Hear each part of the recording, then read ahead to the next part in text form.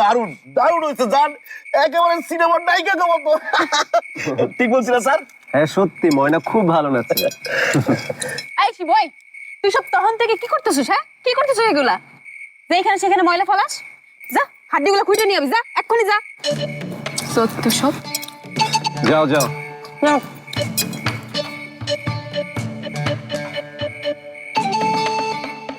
মজা হয়েছে কিন্তু না? না অনেক মজা হয়েছে, আমার নাচ অনেক সুন্দর হয়েছে, একদম এটা মজা হয়েছে। তোমার নাচ অনেক ভালো হয়েছে। Thank you. নেন আপনি খান। না না ঠিক আছে, আপনি খান। তুমি খাইতে যাবা? খাইছি। আরে কি হচ্ছে? জবারে জবা, ওই গাছের পিছে জিন, তুই যে দিনের লোকের কথা কস ওই দিন। ধুর শিবু, কি করছে এগুলা? প্রথম বুঝেছি, আমি নিজ চোখে দেখেছি গাছের পিছে জিন, একটা ঠেকো দেখছি। বুঝছি, তোমার পেটে বারবিকিউ হয় নাই, এই লেগে উল্টা পাল্টা দেখতেছো তুমি। কথা কইছো ময়না।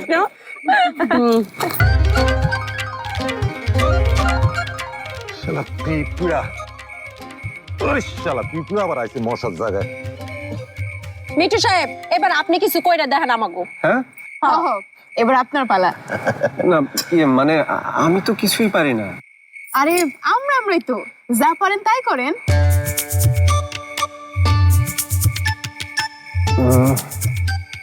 আচ্ছা ঠিক আছে, একটা সিনেমার কিছু অংশ আমি অভিনয় করে দেখাবো, কিন্তু হাসা যাবে না।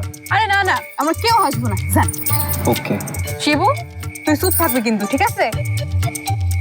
না হাসুন না স্যার। হয়েছে, চুপ থাকো। প্রিয় ভাই ও বোনেরা, এখন আমাদের সামনে সুদূর ঢাকা থেকে স্বাগত, মানে হইতাছে গিয়ে আগত মিঠু সাহেব অভিনয় করে দেখাবে। হাততালি। মিঠু সাহেব বলেন, আপনি কোন সিনেমা থেকে অভিনয় করে আমাদের দেখাতে চান, প্লিজ।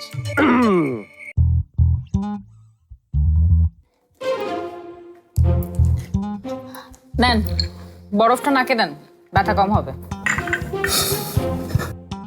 চাটা খামো না মা, রাত মেলা হয়েছে, বাসায় যাইতে হইব। মা পায়েস রান্না করেছে, আপনি খেয়ে যাবেন। কি যে বলে, জীবনটা আছে বাঁচাইতে পারছি, আল্লাহর কাছে লাখ লাখ শুক্রিয়া। খানা পিনার কোনো ইচ্ছা নাই, এখন এখন সহি সালামতে বাড়িতে ফিরতে পারলেই হয়েছে। আহা, বাসায় তো যাবেনই। আসলে আজ যা হয়েছে আপনার সাথে, সেটার জন্য আমরা আসলে সবাই আসলে খুবই দুঃখিত, মাও ভীষণ দুঃখিত।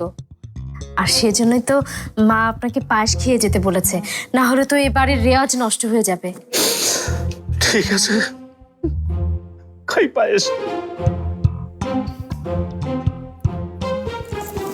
এই আপা, মিঠুকে না আমরা কথা দিয়েছিলাম যে এই ঘটকটাকে তাড়াবো, তাহলে সে যখন নিজে নিজে যেতে চাচ্ছে, তুমি কেন যেতে দিচ্ছ? এভাবে যদি চলে যায় তাহলে মা আবার ঠিকঠাক তাকে ধরে নিয়ে আসবে। এমন ভাবে তাড়াতে হবে যাতে এইবারে ত্রিশূল কোনোদিন না আসে।